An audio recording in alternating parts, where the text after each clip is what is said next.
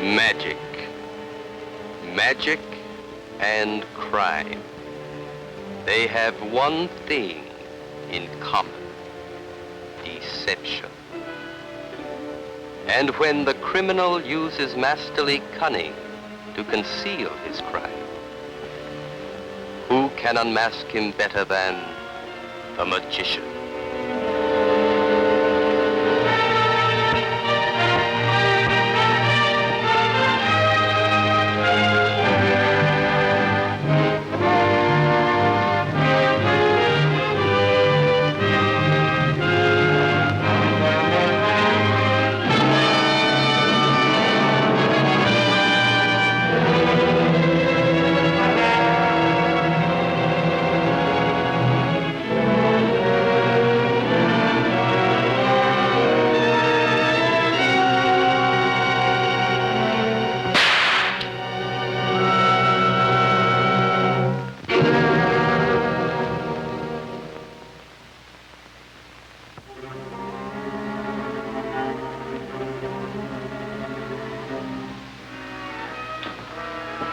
Good evening, Mr. Belmont.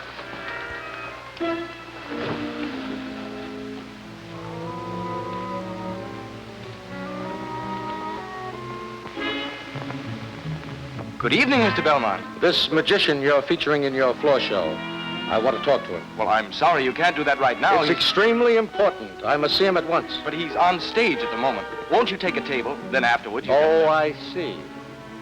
Well, all right, I'll do that.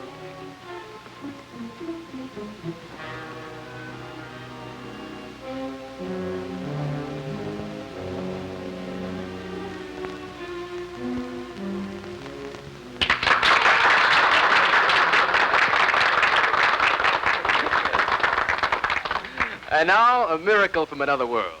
But before I start, I must begin by borrowing a gentleman from the audience. Well, Julie, this is in your department. For you, it should be easy.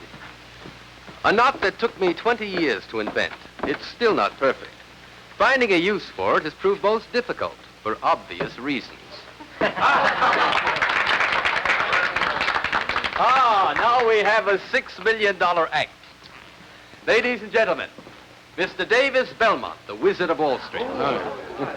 I know you can tie Wall Street up in knots. Will you please take this rope and try to do the same thing to me? Well, do you want me to tie you or not? Right. Tie both hands Here. as This tightly way? as you can. That's right. Real tight Yes. now. Doesn't matter how I do it, huh? You know, do your best. Well, I'll do the best I can. Got a good knot in there now? No, not yet. Well, put another one. There's That's one. right.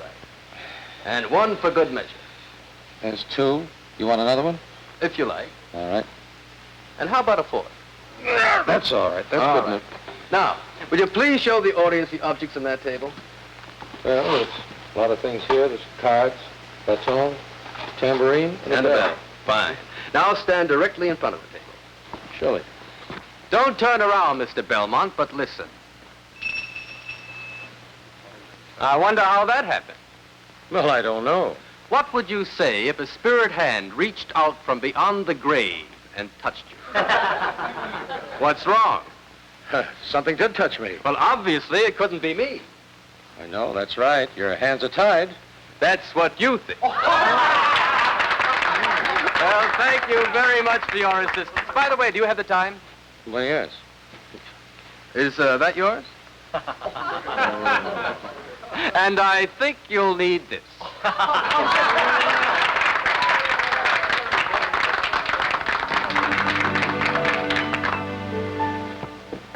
You know, Petey reminds me of you. You mean I'm beginning to look like a rabbit from long association? No, it's the way his nose twinkles. The way you act every time Inspector Gavigan phones. Ah, a thought wave. You have a message for me. Gavigan did phone. Marvelous, Professor. And what did he want? The police department is up another tree. Gavigan is baffled. Right again. You know, Gavigan can't understand why a man like you who can perform miracles would walk out of his office the way you did yesterday afternoon. Who, me? You! You left 2 decks of cards, half a dozen billiard balls, and some rope on his desk. And you forgot your hat. So, that's how it disappeared. You know, Gavigan's baffled, but I'm worried. You worry? I just don't like the way the police have been getting into the act lately. You can saw me in two, okay, but when a man who's killed 3 people, like the last one you helped Gavigan catch, starts pulling a knife. Now, look, Julie. You know I wouldn't let anything happen to you. Do I? Come in. That's a nice act you do, Merlini. Oh, thanks. You did all right yourself. Won't you sit down? Well, thank you. But I only have a moment. This is business. What can I do for you? I think you're just the man I need. I want you to be at my Long Island house at midnight tonight. Oh, you want some magic? No, I want you to prevent some magic. It sounds interesting, but not at midnight. I have another show to do. Well, you can skip that. This is important. Actors don't skip shows just like that. Oh, yes, they do, if they're paid well enough. I see. You do your tricks with money. Money will do anything. Then you don't need me. Oh. This is going to cost a little more than I figured. I'll make it for 1,000. You're not serious. I'm always serious. There we are. Now, I suppose you've got to know what this is all about. You know I collect jewels. Yes. I have the best collection of historic gems in the world. The most valuable piece I have just acquired. It's a necklace of matched diamonds, once owned by Marie Antoinette, Queen of France. And I will pay well to keep it. You're afraid it might be stolen? I know it will, unless you can prevent it. Why don't you call the police? They could help you a lot better than I could. Be a lot cheaper. The police wouldn't believe me. I need a magician. Here. Look at that. I will come for the Marie Antoinette necklace tonight at midnight. You may inform the police if you like. That will, of course, make no difference to me. Signed, Edward Hobbs. Sounds very sure of himself. Apparently you don't know this man Hobbs. No, I don't. The cleverest jewel thief the world has ever known. This afternoon, I had the best handwriting expert in New York City compare the signature on this note with an authentic Hobbs signature. There's no doubt about it. They're one and the same. Well, now I know you need the police. They could surround the place. I couldn't. They wouldn't. They wouldn't believe me. No, I must have missed it. What's wrong with your story? Nothing. But I can't convince the police of that. You see, Well? Edward Hobbs was hanged in 1798.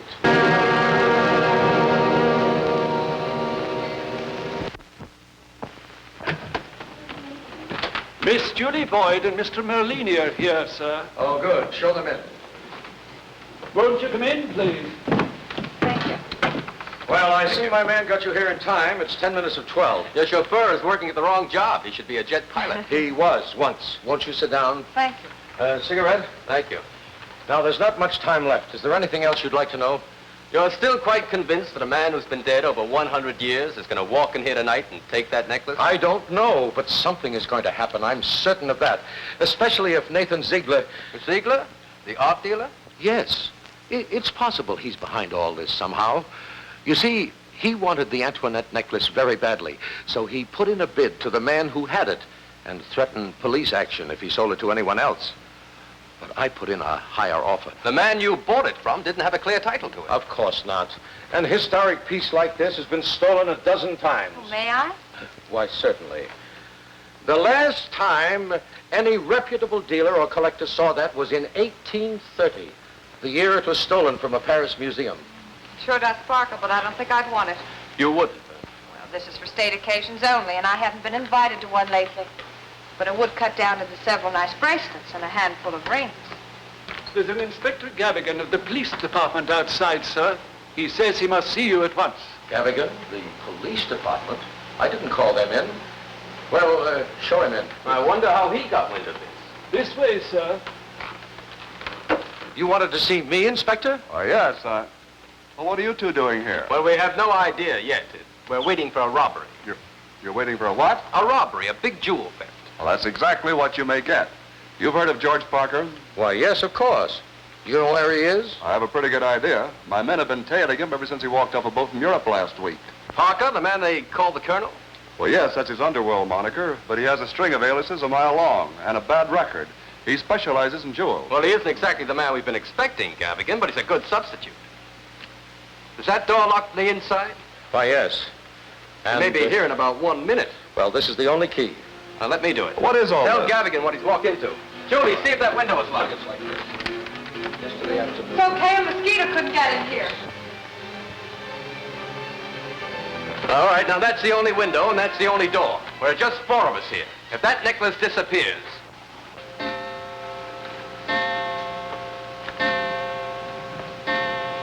The door! Good evening. I see you have the necklace ready for me. What the devil? It's locked. Merlini, the key. You were on the door. Did anybody or anything come out just now? No, sir, nobody. Has anybody come into this house since I have? No, sir, not a soul. I've got 6 men out there. Nobody gets in or out. We'd have seen them. Well, that's what you think. Sure. See what they saw in the last few minutes and tell them to keep their eyes open. Then report back here. We've got to search this place. Snap into it. Yes, sir. You've had your men all around this place for the last 2 hours? I've had this place surrounded for more than 2 hours, and no one has come into the building except Merlini and Julie and myself. Oh, 2 hours? But you just said that you had your men follow the colonel up here. That was just an excuse to get in here. Merlini gave me the tip-off as soon as you left his dressing room. I thought the colonel might have his eye on your jewel collection.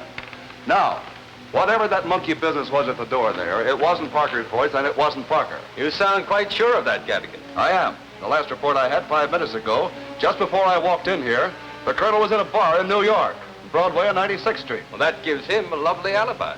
Alibi? Alibi for what? The theft of the necklace. It's gone.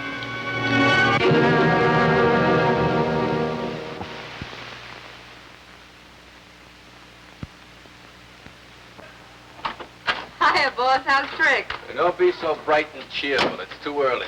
I need sleep. Now, Gavigan searched that house 3 times last night after you left. Looking for an invisible man? That and the necklace. If he did find an invisible man, how would he know it? If you're thinking of asking the inspector that question, don't. Not unless you want a ringside seat at a volcanic eruption. There's only one question I want to ask. Why doesn't he solve his own robberies? I'm supposed to be working in a magic act, not a detective agency. Well, think of all the delightful people you meet. Millionaires, 18th century ghosts. Jewel thief, murder. Mr. Merlini? Yes? I'm Josephine Willoughby, private secretary to Julian Cornell. The president of Cornell Electric? That's right.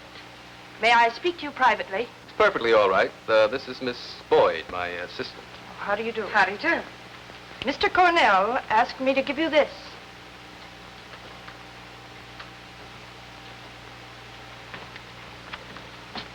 $1,000. You know, I don't know why we work so hard doing magic, Julie. It's so much easier to just stand here and collect these checks.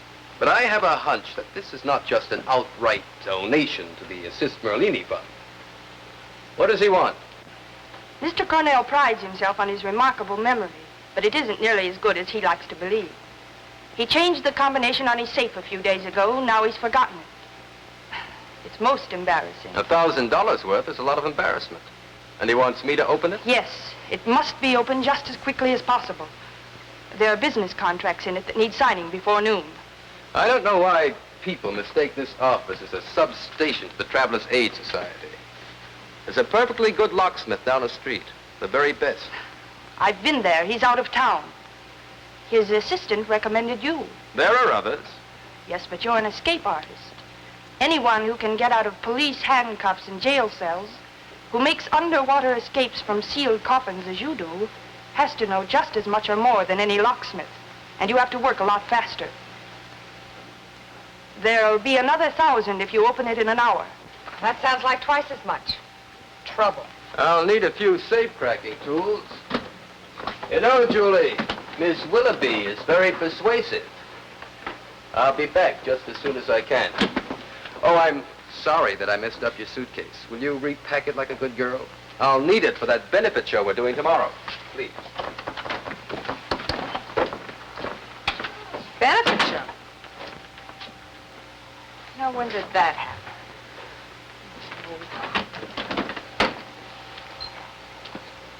Something's wrong. Phone Gavigan. Follow me. Hurry!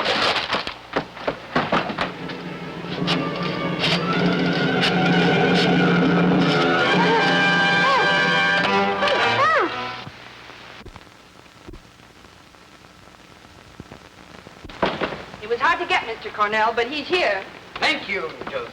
And you, Mr. Merlini. I appreciate this. I realize that you're a busy man. That's quite all right. Well, Doyle and Hammerstein, you are in trouble. Well, I'm sure you can help me. There's some papers in there that I need as quickly as possible. $1 million deal depends on it. Can you do it? I can try, but I can't promise. Those are very interesting reproductions of early German-American cards. Early and middle 19th century. By the way, Mr. Cornell, do you happen to know a man named Nathan Ziegler? Yes, but not very well. I've bought several things from him. Jewels? No paintings. Why do you ask? No reason at all. I just wondered. You know, of course, that a job like this may take quite a while. He's stalling. I told you he'd be too smart for a play like this. What do you mean, Josie? These cards, they have an initial back design, and he's seen it. NZ. That doesn't stand for Julian Cornell, but it could stand for Nathan Ziegler. But I know him. You're not Ziegler. So I'm not Cornell and I'm not Ziegler. That's right. Well, this play acting takes too much time anyway. Now get to work. I want that safe open fast. Mr. Ziegler won't give you the combination, or he can't? He can't. He met with a little accident. Now, I'm sure you don't want to do the same. No, I'd much rather. All right, now relax. The police are on the way over here. My assistant phoned them just after I left the shop. I don't think she had time for that. What do you mean? If you'll allow me to phone the girl, I think I can convince you the cops aren't coming. And if you don't let her hurt, you'll get that safe open.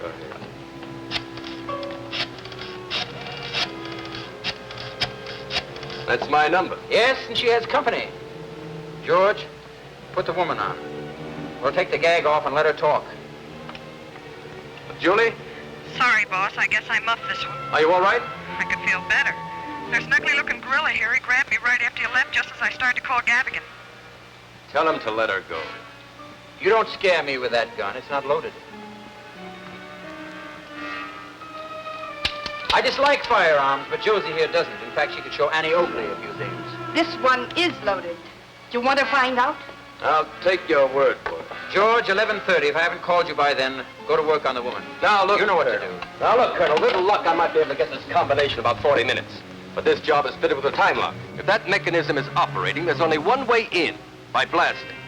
And I didn't bring any nitro. You won't need it. Last night, Ziegler set the time lock for 9 o'clock this morning. That's why we had to wait till now to put you to work. If Ziegler could tell you how George operates, you'd stop talking and get started on that safe. And if I do get it open, how do I know you'll let the girl go? You'll have to trust me.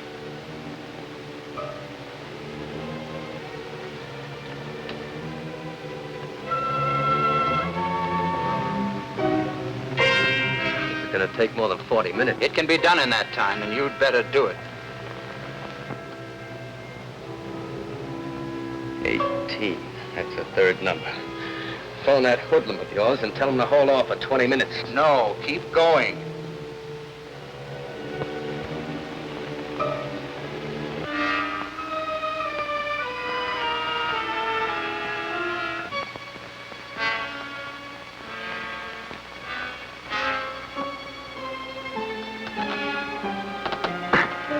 I got it.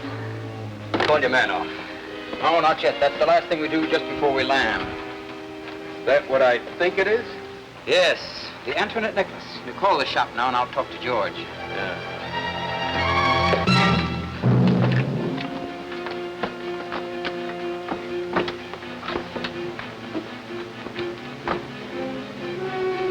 Knowing the necklace was in that safe is one thing that he isn't going to tell anybody. Well, Josie, how does it feel owning a 30% share of $1 million worth of gems? I like it, Colonel, very much. But it feels even nicer owning 100%. No, Josie. Josie.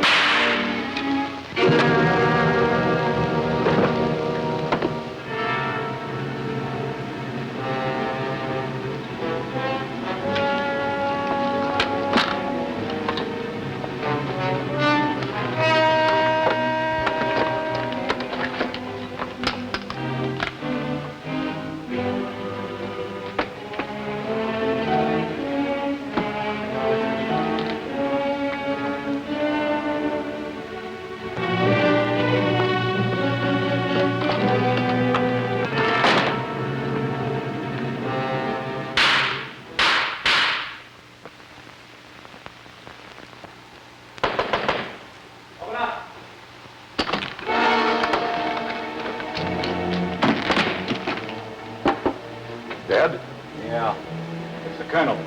Hunter reported in that Merlini came in here with Parker's sidekick, Josie. He didn't see Merlini leave. Find him. Yes, sir. Hunter, phone for homicide. Brady, when that ambulance gets here, you ride with it. The larceny charge on Joseph Willoughby is a murder rap now.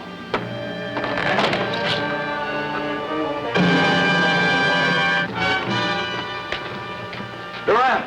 Yes, sir. Find Ziegler. We've got to get the combination to this safe. He's here in the bedroom, tied to a chair. You won't get anything out of him. He's dead. No trace of Merlini? No, sir. Then he must be in here. Get on that phone. I want the emergency squad here with acetylene torches. Fast. Torches. Yes, Merlini must be in this safe. You can't open up with a torch, not with a man inside it. I know, but we can't just stand here and let him suffocate. Duran here, 623 East 93rd. Get the emergency boys up here fast. And Hennessy of safe and loft, too. Tell them it's a Dolan Hammerstein safe with a man inside it. Merlini, can you hear me? Merlini. You all right? Am I glad that the safe manufacturers haven't made it as tough to get out of a safe as it is to get in? Hey, Durant, get on another phone. Right. Call the police and have them get a prowl car to my shop immediately.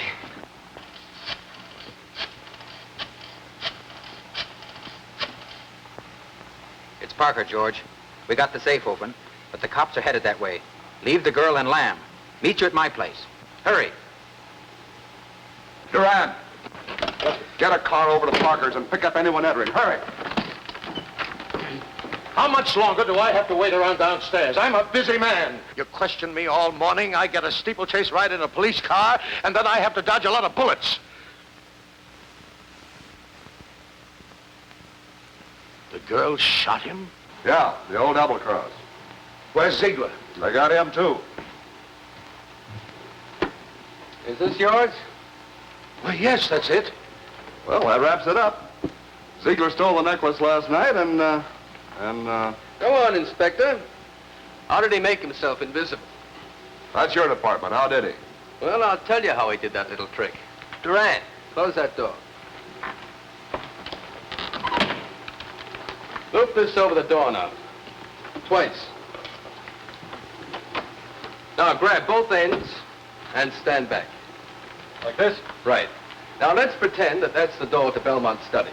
Let's also assume that we're out here in the hall on the outside. Durant here is the butler. The butler used a strong black thread instead of the rope that Durant is using. And he also had a key. Durant, pretend to unlock the door. Give it a little push. But keep back out of sight. Push it. Now get out of sight. Now we couldn't see the black thread because of the dimly lit hall on the outside. The butler then gave us the invisible man speech. Pulled the door back closed. Locked it. Closed the door. Popped back into the butler's pantry. Or wherever it is that butler's disappeared to. So the butler was working for Ziegler. Okay. But you still got to make that necklace disappear. The butler couldn't have done that. I already have, Gavigan. Look. Oh, you mean that while we were watching the door? That's right. That's when the necklace disappeared. The butler was working for Belmont, not Ziegler. Belmont never owned the Marie Antoinette necklace. Ziegler did. And Belmont hired Willoughby and Parker to steal it. Oh, and all that invisible man hocus pocus Belmont staged was with an imitation necklace? Merely a design to misdirect the police and give Belmont the perfect alibi. But how are you going to prove there were two necklaces? The only witness who could testify to that, if it were true, is Ziegler. And he's dead. Josie Willoughby isn't, and she'll sing plenty to get out from under a murder rap. And if that's not enough, I took the liberty of picking your pocket last night, as I did on the stage when I took your watch and wallet. And I found this. The paste replica.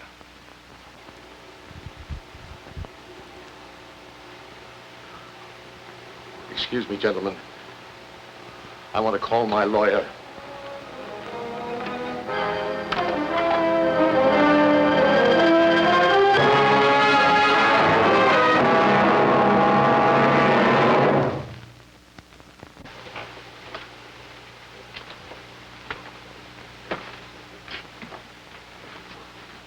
Well, it was a great case we wrapped up yesterday.